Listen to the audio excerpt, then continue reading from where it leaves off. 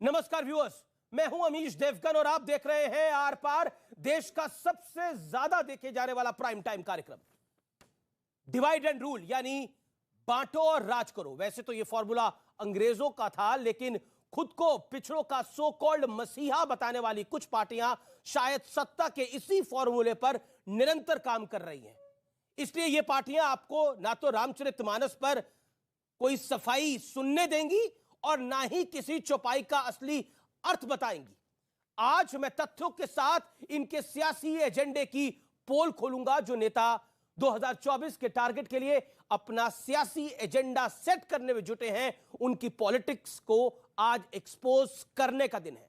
और साथ ही मैं आपसे रामायण फाड़ यादव का परिचय भी कराऊंगा। रामायण फाड़ यादव ये अपने दौर के बहुत बड़े नेता थे।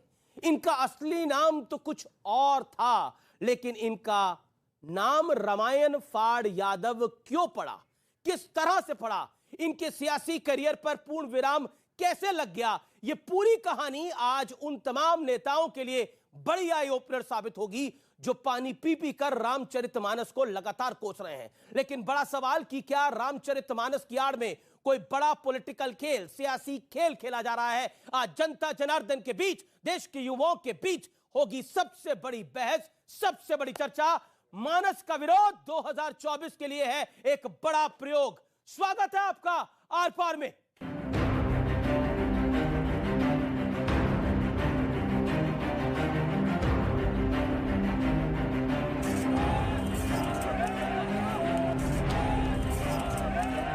बात रामचरितमानस की चौपाई को असली अर्थ में समझाने से आगे निकल चुकी है।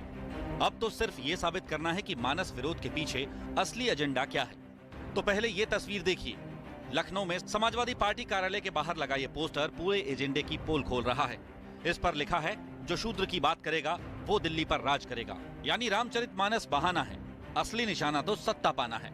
रामचरितमानस पर और खासकर शूद्र पर मैं सीधा मुख्यमंत्री जी से पूछूंगा कि भाई मुख्यमंत्री जी बताएं हमें सदन में कि शूद्र कौन कौन है।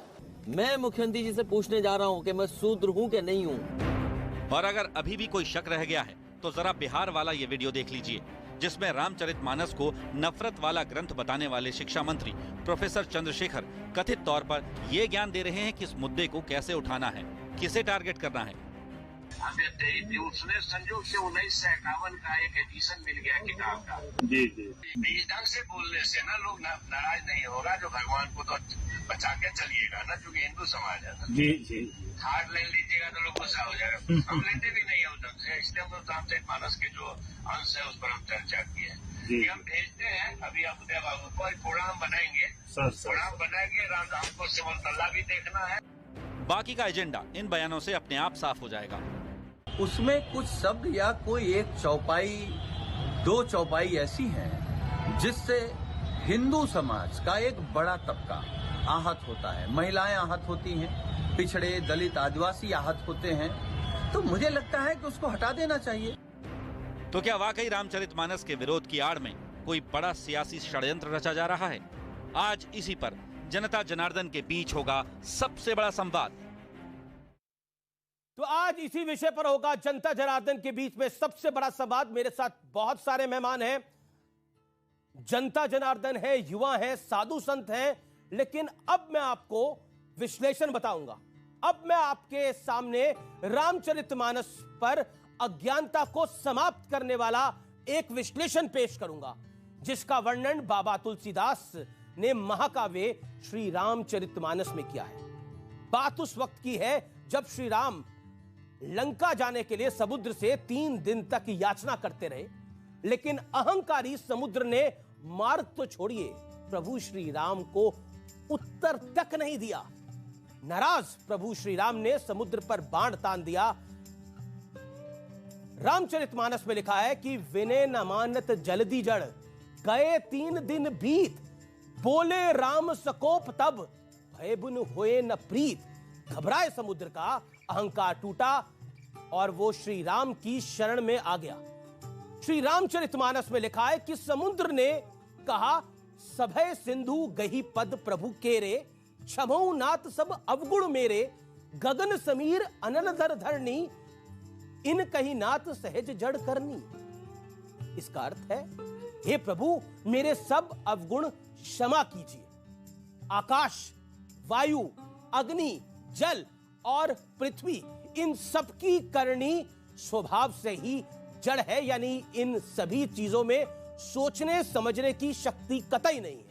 इसके बाद समुद्र फिर कहता है, प्रभु भलकीन मोही सिख दीनी, मर्यादा पुनी तुम्ही कीनी।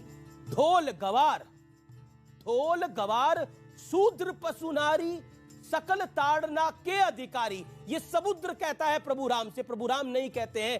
पहला क्लैरिफिकेशन ये है, सच्चाई ये है, समुद्र कहता है, ये महाकाव्य है।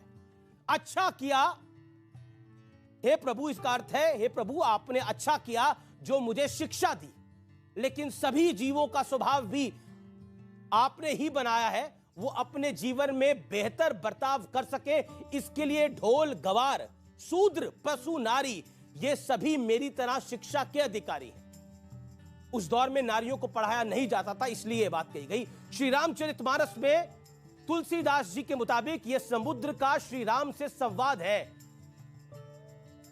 यह ना तो तुलसीदास जी का भाव है और ना ही प्रभु श्री राम का, लेकिन एजेंडा और प्रोपेगेंडा कैसे चलाया जा रहा है यह सब आप देख ही रहे हैं।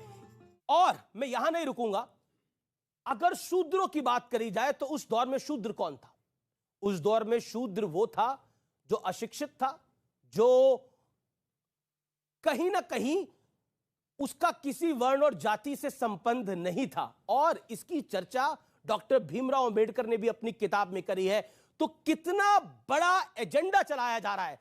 400 साल पहले तक रामचरितमानस में कुछ दिक्कत नहीं थी, लेकिन 400 साल बाद कुछ ज्ञानी आए हैं जिन्हें रामचरितमानस में भी समस्या दिख रही है। तो आज आपके बीच में, मेहमानों के बीच में इसी चर्चा की मैं शुरुआत करता हूं। मेरे साथ कौन कौन जुड़ा है? रित्वेश्वर जी महाराज है सदगुरु, उनका अभिनंदन है। शिवम त्यागी है राजनीतिक विश्लेषक, उनका अभिनंदन है। शुभराष्ट्रा है, उनका अभिनंदन है। मेरे साथ समाजवादी पार्टी के प्रवक्ता नेता अनुराग भदौरिया है, उनका अभिनंदन है। मेरे साथ विवेक श्रीवास्तव है, नेता सीपीआई के, उनका अभिनंदन है। सैयद जवाद है, राजनीतिक विश्लेषक, उनका अभिनंदन है। तो जोरदार तालियों से सबका स्वागत करिए। स्वामी जी, मैं आप ही से शुरुआत करता हूं। विनय न मानत जल्दी जड़, गए 3 दिन बीत, बोले राम सकोब तब, भय बिन होए न प्रीत।